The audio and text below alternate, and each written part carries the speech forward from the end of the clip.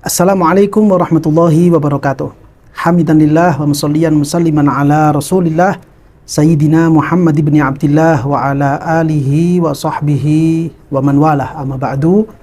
Para pemirsa, para pengikut dan para pecinta channel YouTube MZT Malang Raya, alhamdulillah melanjutkan kajian dan pembahasan kita tentang biografi para ulama yang beliau-beliau menjadi mata rantai utama di dalam keberlangsungan dan perkembangan mazhab al-Imam Syafi'i.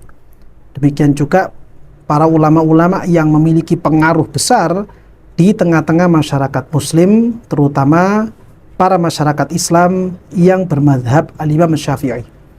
Yang mana pada kesempatan kali ini, sosok ulama yang akan kita bahas bersama adalah sosok ulama yang salah satu karya tulisnya begitu kental dengan kehidupan masyarakat muslim yang bermadzhab Syafi'i, terutama masyarakat muslim yang ada di negara Indonesia.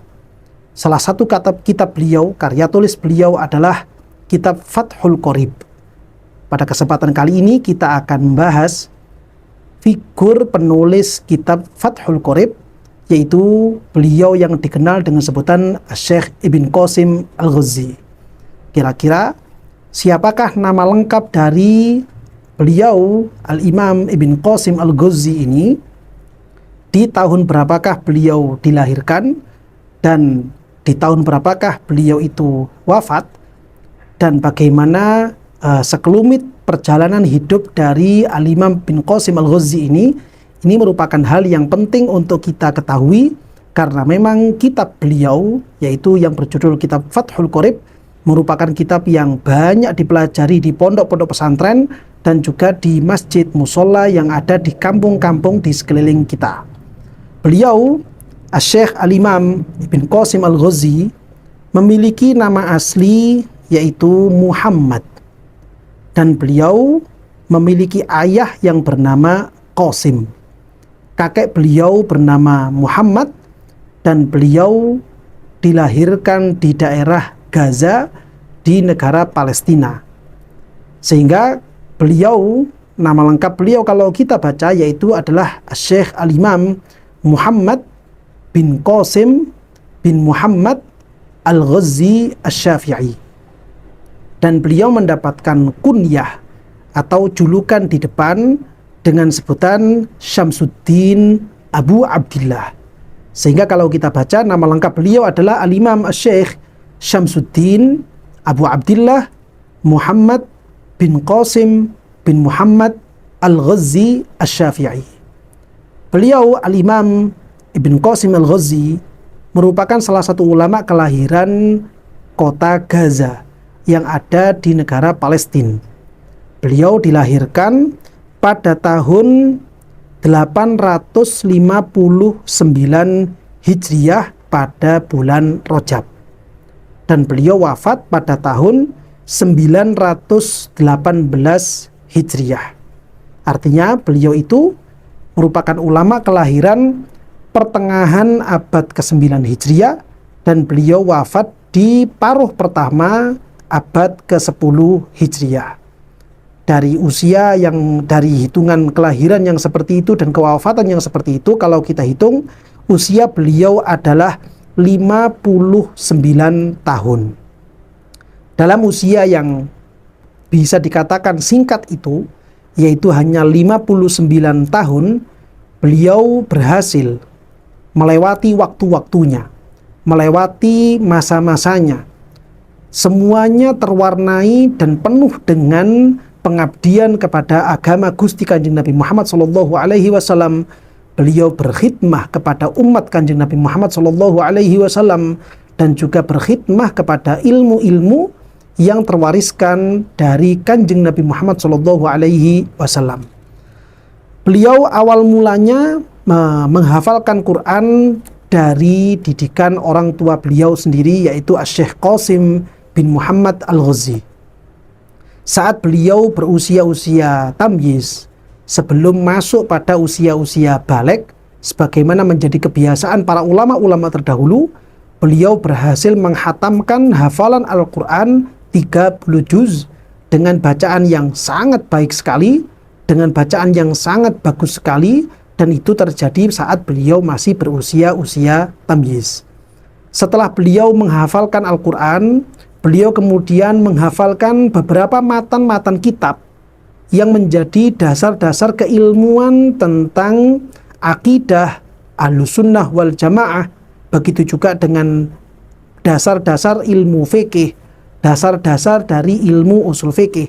Sebagaimana beliau menghafalkan kitab Syatibiyah, beliau kemudian juga menghafalkan kitab Minhajut Thalibin, beliau juga menghafalkan Alfiyah dari Imam Al-Iraqi di dalam ilmu mustalahul hadis, beliau juga menghafalkan kitab Alfiyah Imam Ibnu Malik, dan beliau juga menghafalkan kitab Jam'ul Jawami' di dalam ilmu usul fikih. Ini merupakan sebuah kebiasaan dari para ulama-ulama terdahulu yang penting untuk terus dilestarikan sampai hari-hari sekarang ini. Para pemuda dan pemudi di hari-hari yang seperti ini hendaknya juga ikut meniru, ikut mencontoh, memiliki rasa peduli, memiliki rasa perhatian kepada ilmu-ilmu yang telah diwariskan dan bersumber dari Gusti Kanjeng Nabi Muhammad SAW, baik di dalam ilmu akidahnya, ilmu kalamnya, ilmu tajwidnya, ilmu bacaan Al-Qur'annya, di dalam ilmu fikihnya, di dalam ilmu usul fikihnya, di dalam ilmu hadisnya, baik secara riwayat ataupun diroyak.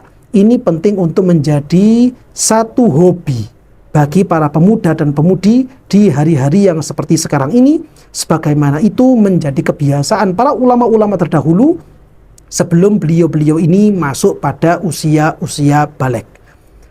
Beliau, Syekh Al-Imam Ibn Qasim Al-Ghazi, pemilik kitab Fathul Qorib ini, saat kemudian masuk pada usia balik, beliau kemudian belajar menimba ilmu kepada ulama-ulama yang hidup di daerah Gaza tersebut. Saat itu di tanah Gaza ini banyak ulama-ulama yang bermadzhabkan Imam Syafi'i. Tidak seperti hari-hari sekarang, para ulama yang banyak di sana bermadzhabkan Al-Imam Ahmad bin Hanbal. Di hari-hari beliau saat hidup, di hari-hari beliau ini masih berusia balik, ulama-ulama yang banyak hidup di daerah Gaza, ulama-ulama yang hidup di daerah Baitul Maqdis adalah ulama-ulama yang bermadzhabkan Al-Imam Syafi'i. Sehingga dari situ tercatat beliau memiliki tidak kurang dari 11 guru, yaitu 10 guru yang bermadzhabkan Imam Syafi'i, dan beliau menimba ilmu kepada beliau-beliau semuanya. Di antaranya beliau belajar tentang ilmu qiraah arba'ata asyar, qiraah riwayat 14 imam, kepada seorang ulama yang dikenal dengan sebutan Al-Imam Al-Muqri' Zainuddin Abul Fatah Ja'far bin Muhammad As-Sanhuri Asy-Syafi'i. Beliau mengambil riwayat qiraah arba'ata asyar, mengambil riwayat bacaan Al-Quran dengan riwayat 14 imam, baik itu dari para a'immah yang mutawatir atau yang lain-lainnya. Beliau mengambil dari beliau Al-Imam Zainuddin Ja'far bin Ibrahim As-Sanhuri. Lalu kemudian beliau belajar ilmu usul fikih, belajar ilmu mustalahut tafsir kepada Al-Imam Al-Usuli Zainuddin Zakaria bin Hasan Asy-Syafi'i. Beliau kemudian belajar tentang ilmu nahwu, belajar tentang ilmu tasrif, belajar tentang ilmu mantek, belajar tentang ilmu usul fikih lagi kepada ulama yang bernama Al-Imam An-Nahwi Al-Mufassir Jamaluddin Abdullah bin Muhammad Al-Qurani Asy-Syafi'i. Setelah beliau juga belajar kepada beliau juga belajar kepada ulama berikutnya, yaitu seorang ulama dari daerah Hisin, yaitu Al-Imam Al-Usuli Al-Mutakallim Alauddin Muhammad bin Muhammad Ali bin Muhammad Al-Hisni Asy-Syafi'i. Beliau juga belajar ilmu Arabiyah, baik itu di dalam ilmu balaghahnya, di dalam ilmu nahwunya, di dalam ilmu sorofnya, kepada Al-Imam An-Nahwi Al-Faqih Syamsuddin Abul Wafa Muhammad bin Ahmad Al-Hisni Asy-Syafi'i. Beliau kemudian juga belajar ilmu qiraah, tentang bacaan Al-Quran untuk yang berikutnya lagi, sekaligus juga menimba ilmu fikih kepada Al-Imam An-Nahwi Al-Faqih Sirajuddin Umar bin Husain Al-Ubadi Asy-Syafi'i, seorang ulama yang hidup di daerah Baitul Maqdis. Beliau kemudian juga belajar kepada salah seorang ulama yang ada di daerah Mesir, karena memang waktu itu saat beliau berusia kisaran 34 atau 35 tahun, beliau berpindah dari daerah Palestina menuju negara Mesir dan berdiam di daerah kota Kairo, dan saat itu sedang ada Al-Imam As-Sakhawi, sehingga beliau kemudian mengambil ilmu tentang ilmu hadis, baik itu secara riwayat ataupun secara diroyah, kepada beliau Al-Imam Al-Hafidh As-Sakhawi yang memiliki nama asli Muhammad bin Abdurrahman As-Sakhawi Asy-Syafi'i. Beliau juga memiliki guru yang bernama Al-Imam Al-Faqih Syamsuddin Muhammad bin Abdul Mun'im Al-Jaujari Asy-Syafi'i. Beliau belajar kepada figur ini tentang ilmu usul fikih. Dan juga beliau mengambil ilmu dari Al-Imam Abul Ma'ani Muhammad bin Abi Syarif Al-Maqdisi, salah seorang ulama yang berasal dari Baitul Maqdis, namun kemudian beliau ini berdiam di kota Kairo. Dan masih banyak lagi ulama-ulama yang lain yang beliau menimba ilmu kepada beliau-beliau semuanya. Yang mana kebiasaan seperti ini merupakan salah satu suri tauladan, merupakan sebuah contoh yang patut untuk ditiru. Bagaimana beliau Syekh Ibn Qasim Al-Ghazi ini tidak merasa puas dengan satu guru atau dua guru. Beliau mengambil banyak ilmu dari banyak guru juga. Beliau bukan sekedar menimba ilmu dari beliau-beliau semuanya, namun beliau juga berkhidmah, mengabdi kepada guru-guru beliau dengan menjaga akhlaknya, menjaga sikap tawadhu'nya, menyiapkan semua keperluan-keperluan gurunya, membantu apa yang menjadi kebutuhan guru-guru beliau, sehingga dari situ beliau tidak hanya mendapatkan ilmu, tapi beliau juga mendapatkan barokah dari para guru-guru tersebut, mendapatkan doa dari guru-guru tersebut, sehingga Allah Subhanahu wa Ta'ala meletakkan keberkahan kepada sang murid seperti ini. Di tanah Indonesia, di negara Indonesia, beliau Al-Imam Ibn Qasim Al-Ghazi seakan-akan hanya memiliki karya tulis yang berjudul Kitab Fathul Qorib. Namun kenyataannya, faktanya beliau Al-Imam Ibn Qasim Al-Ghazi ini memiliki banyak karya tulis yang tersebar itu memang hanya Fathul Qorib saja di negara Indonesia.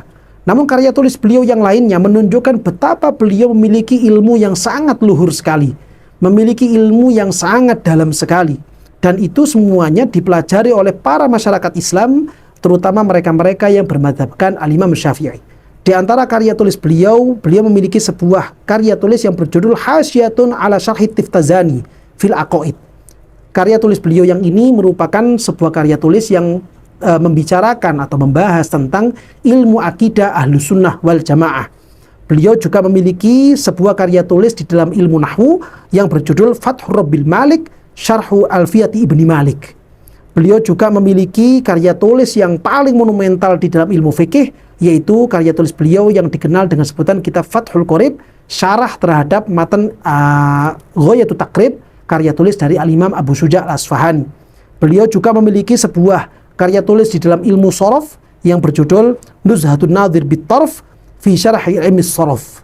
Beliau juga memiliki sebuah karya tulis tentang ilmu tasawuf, ilmu tentang bagaimana akhlak-akhlak seorang hamba, terutama di dalam bidang hatinya, yaitu kitab beliau yang berjudul Nafaisul Faraid wa Araisul Fawaid.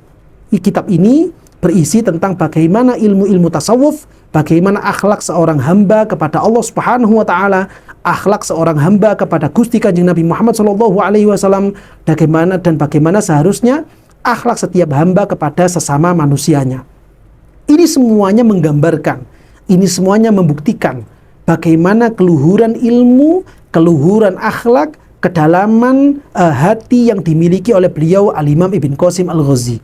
Ini semuanya tidak lain tidak bukan beliau dapatkan karena semangat beliau, kegigihan beliau, dan juga sikap akhlak tawadhu yang beliau miliki, baik itu kepada agama, baik itu kepada guru, baik itu kepada teman, baik itu kepada orang lain di sekeliling beliau, yang dari ini semuanya bisa mendatangkan keberkahan di dalam hidup, keberkahan di dalam waktu, keberkahan di dalam karya-karya beliau, sehingga karya beliau begitu diterima di tengah-tengah masyarakat Islam.